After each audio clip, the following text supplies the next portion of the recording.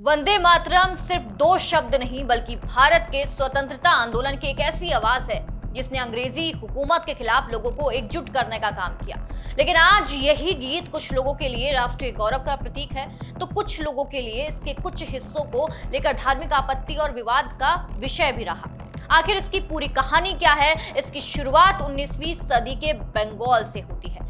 बंकिम चंद्र चट्टोपाध्याय ने वंदे मातरम की रचना की और इसे अपने उपन्यास आनंद मठ में शामिल किया, जो 1882 में पुस्तक के रूप में प्रकाशित हुआ।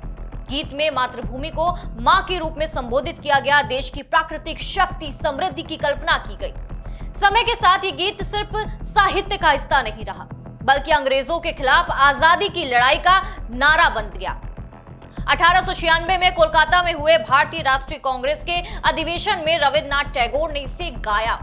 इसके बाद कांग्रेस के कई कार्यक्रमों में इसकी शुरुआत दो पंक्तियां उसमें गाई जाने लगी। 1905 में बंगाल विभाजन के विरोध में चले स्वदेशी आंदोलन के दौरान वंदे मातरम आंदोलनकारियों की आवाज बन गया, बुलंद आवाज बना। ब्रिटिश सरकार ने कई जगह इसके सार्वजनिक गायन और प्रदर्शन पर रोक तक लगा दी, लेकिन आंदोलनकारियों ने इसे विरोध के प्रतीक के तौर पर इस्तेमाल करना जारी रखा। अब सवाल आता है कि जब इसका इतिहास इतना गौरवशीलता का है तो विवाद आखिर क्यों हो रहा है? इसकी वजह है गीत के बाद हिस्सों में मौजूद धार्मिक देवी रूपक से जुड़े संदर्भ में। कुछ मुस्लिम नेताओं और संगठनों ने आपत्ति जताई कि गीत के कुछ हिस्सों में मातृभूमि की तुलना देवी के रूप में की गई है, जिसे इस्लामी धार्मिक मान्यताओं के साथ सहज नहीं माना जाता। और इसी वजह से स्वतंत्रता आंदोलन के दौर में यह सवाल उठ रहा है कि राष्ट्रीय आंदोलन के प्रतीक के रूप में ऐसा हिस्सा इस्तेमाल किया जाए या नहीं। बाद में कांग्रेस ने सार्वजनिक कार्यक्रमों में मुख्य रूप से पहले दो पर्दों के इस्तेमाल की परंपरा अपनाई। आजादी के बाद भी इस मुद्दे पर चर्चा हुई। 24 जनवरी 1950 को संविधान सभा के अध्यक्ष डॉक्टर राजेंद्र प्रसाद ने वंदे मातरम को राष्ट्रीय गीत का दर्जा देते हुए कहा कि स्वतंत्रता संग्राम में इसकी ऐतिहासिक भूमिका रही और इसे राष्ट्रगान जन गण मन के बराबर सम्मान दिया जाएगा। हालांकि जन गण मन राष्ट्रगान बना और वंदे मातरम राष्ट्रीय गीत के रूप में स्थापित हुआ, यानी यहाँ एक महत्वपूर्ण फर्क समझना जरूरी है। वंदे मातरम भारत का राष्ट्रीय गीत है जबकि जन गण मन राष्ट्रीय गान है। दोनों का सम्मान देश के आधिकारिक राष्ट्रीय प्रतीकों की परंपरा में अलग अलग रूप में स्थापित है और आज 2026 में वंदे मातरम फिर चर्चा में आ गया, खासकर इसके 150 साल पूरे होने के मौके पर चल रहे राष्ट्रीय कार्यक्रमों में और इसके पूरे संस्करण को लेकर उठी राजनीतिक बहस के कारण।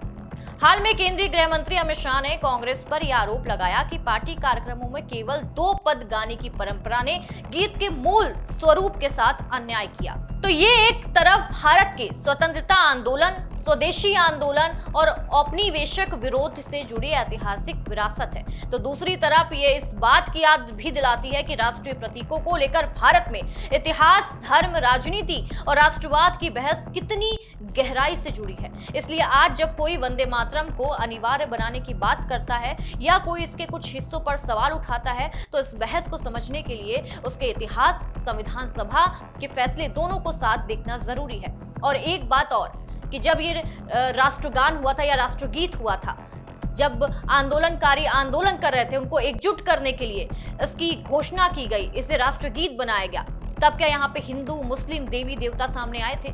जब लोग आजादी की बात कर रहे थे, क्या तब हिंदू देवता बीच में आए थे या तब किसी को आपत्ति थी या जात देखकर या धर्म देखकर किसी को आजादी मिली थी? ये बात समझना भी जरूरी है कि ये गान है, इसमें देवी देवता ये नहीं देखना चाहिए। हमें ये देखना चाहिए कि जब हमारा देश आजाद हुआ था, जो आंदोलन कर रहे थे वो इसका इस्तेमाल कर रहे थे, लोगों को एकजुट करने के लिए, लोगों को देश के प्रति जागरूक करने के लिए इसका इस्तेमाल कर रहे थे। तो आज इसे बैन क्यों करना चाहिए?